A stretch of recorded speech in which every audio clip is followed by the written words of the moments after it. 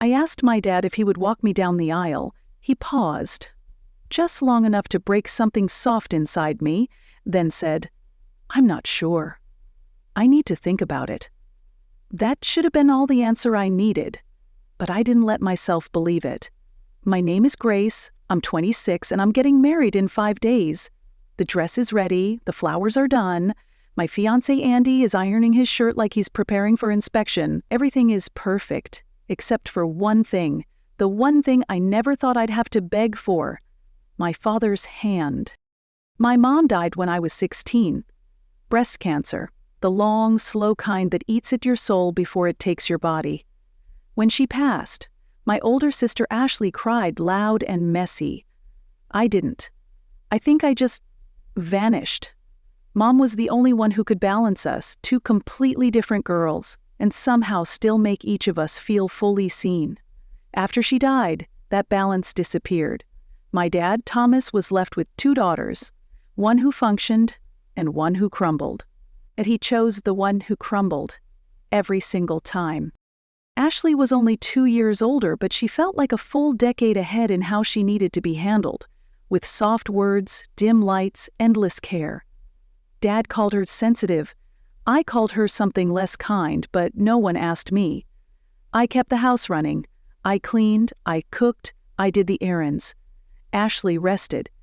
And whenever I asked why she got to lie down while I did everything, Dad would sigh and say, "She's still recovering, Grace, just let her be." Recovering from what? I never found out.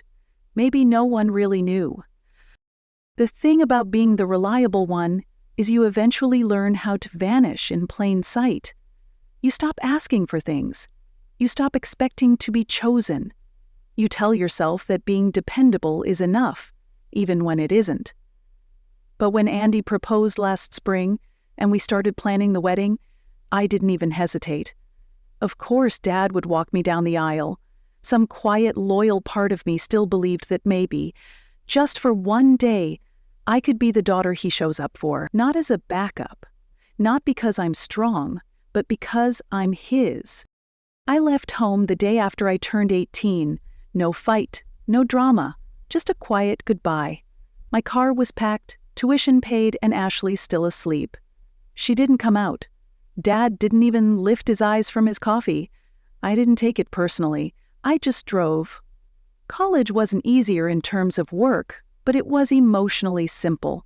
I only had to manage myself. No Ashley, no tiptoeing, no whispered reminders to be patient with your sister. I had a job, some peace, and eventually, Andy. He didn't fill my silence. He waited for it to speak.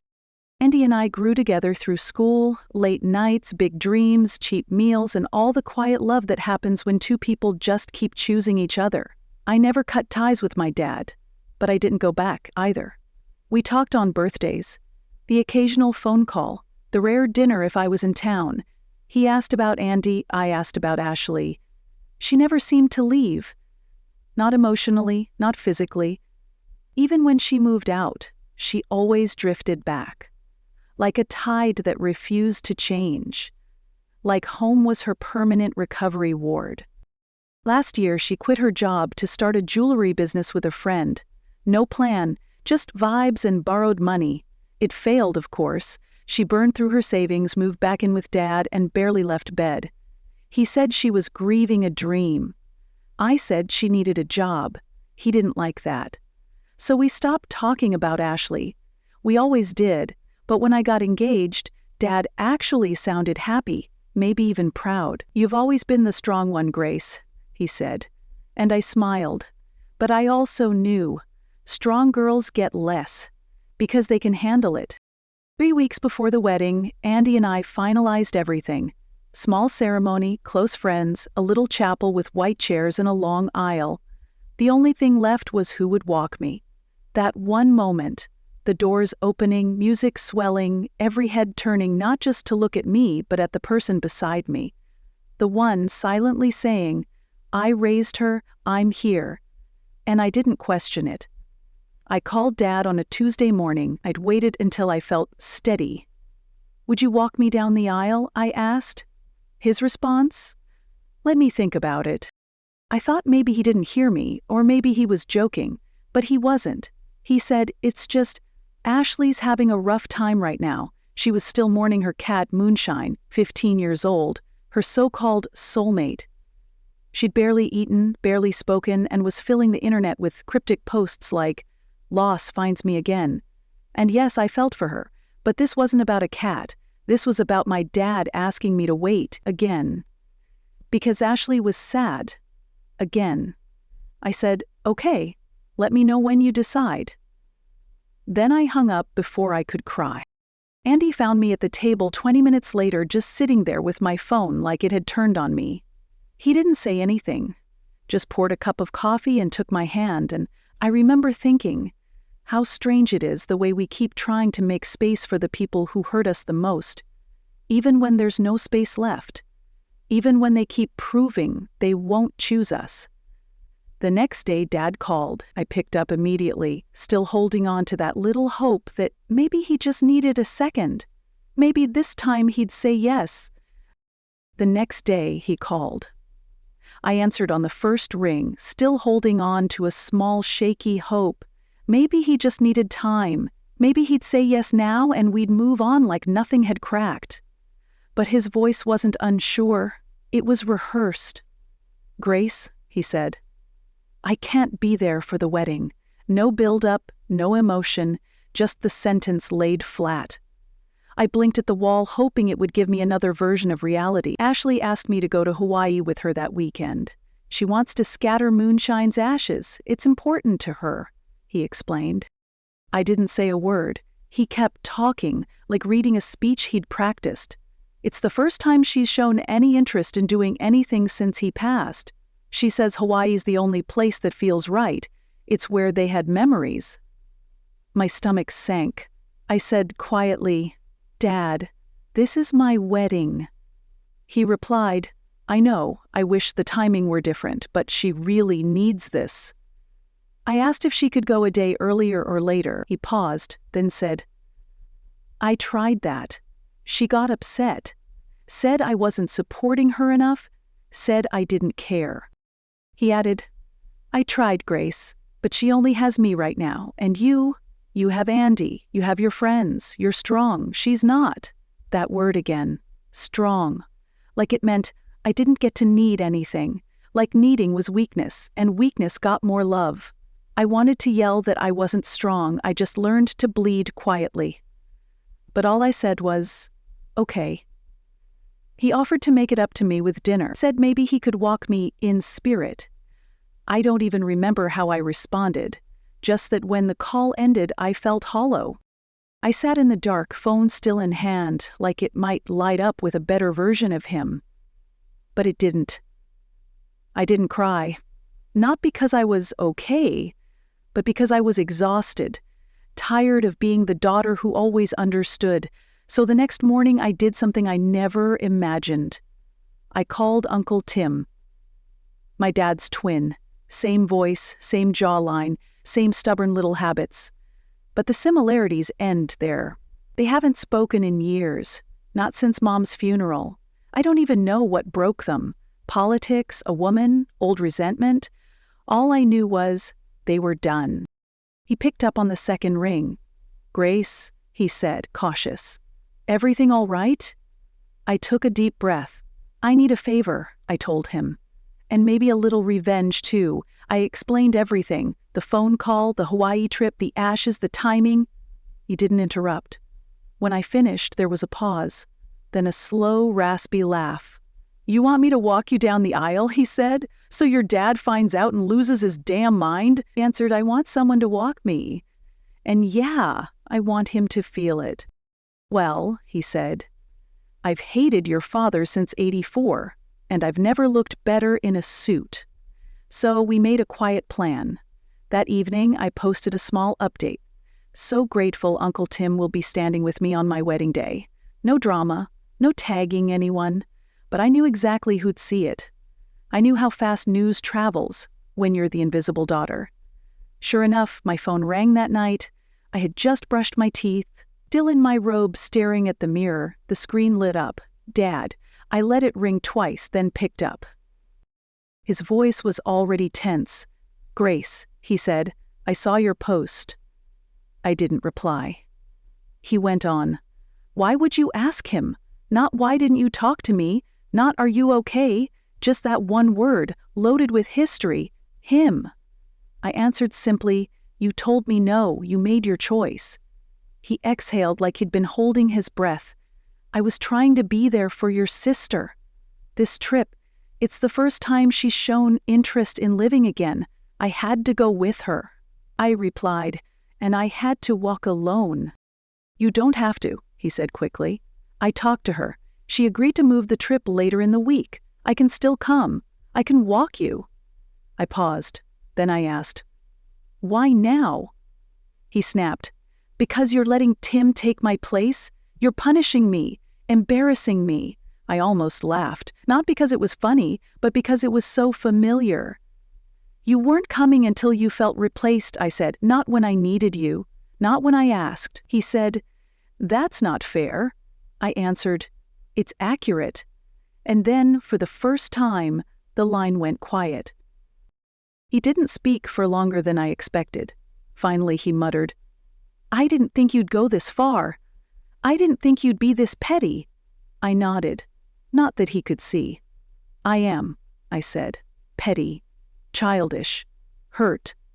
He tried to interrupt, but I stopped him. "You had a chance to show up, just once. You didn't. So don't be surprised someone else did." He didn't argue. He cried. And for the first time in my life, I didn't rush in to comfort him. I didn't tell him it was okay. I didn't say he did his best. I let him sit with it. 2 days before the wedding, I woke up earlier than usual. The house was still, soft. Andy was asleep beside me, one hand resting on my side like a quiet promise. "I'm here." I slipped out of bed, padded into the kitchen, poured coffee, and sat at the table. No message from Dad, no apology, no change of heart. Just silence.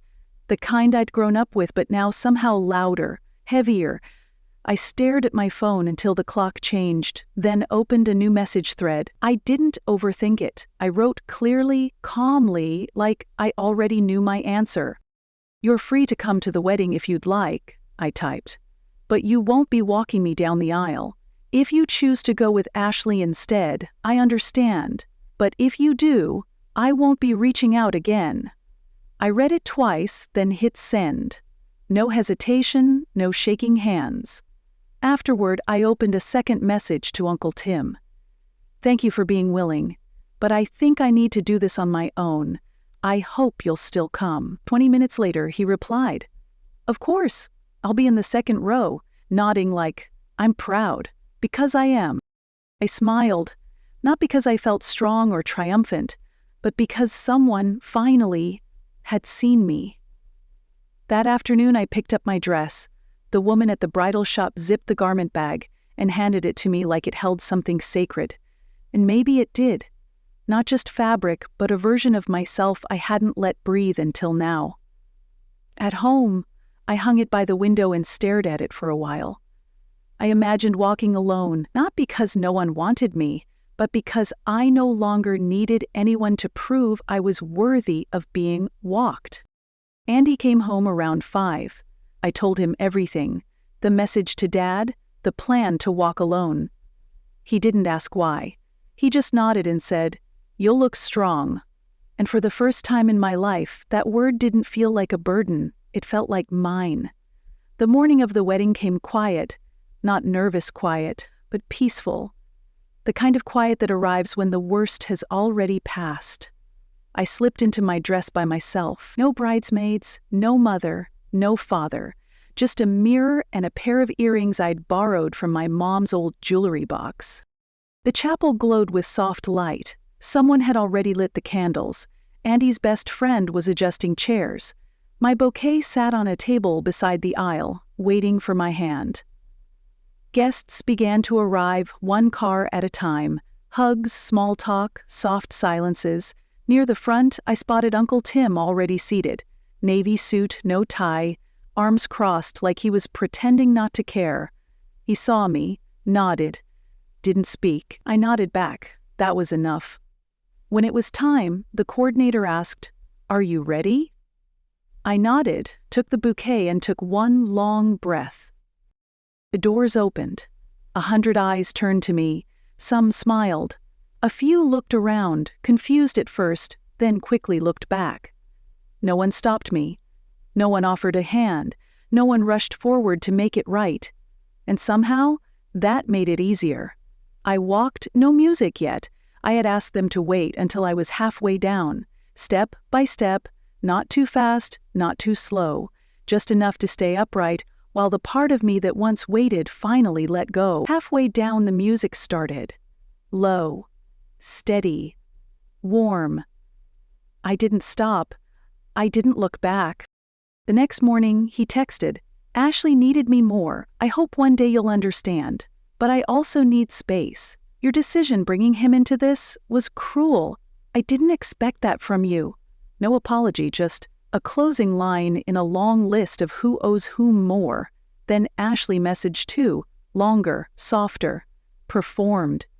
"You didn't have to tell people we're family. You should have protected us, even if you didn't understand. I'm grieving too, Grace. I thought you of all people would have compassion." I stared at both messages. Then I wrote one of my own, short and honest. I told the truth. That's all I did. And after everything, I think that's the kindest thing I could offer either of you. Then I hit send. Then I hit block. 2 days later, Andy and I flew out for our honeymoon. Window seat, sunrise. No messages waiting. I stared out at the clouds until they stopped looking like anything at all. Andy slept through most of the flight, hands still curled around mine like it had something to prove. And maybe it did. We wandered through little towns, swam in quiet water, ate too much, laughed more than I expected, and I didn't think about my father. I didn't wonder if Ashley had posted anything cryptic. I didn't check to see who'd texted back. Strange how empty your phone feels after years of waiting. Stranger still when you realize you like it that way. The night before we flew home, Andy handed me a small envelope. Inside was a photo. Us. From the wedding, mid-walk, mid-life, mid-step. "I'm framing this when we get home," he said. I nodded, then added, "This is the only family photo I need." He didn't say anything, just touched the corner of the picture like it was holy. I don't hate them, I don't miss them, I don't even need them to know they were wrong. But if they ever wonder where I went, I'll let the silence answer. And if you've ever walked alone and just kept walking, leave a dot.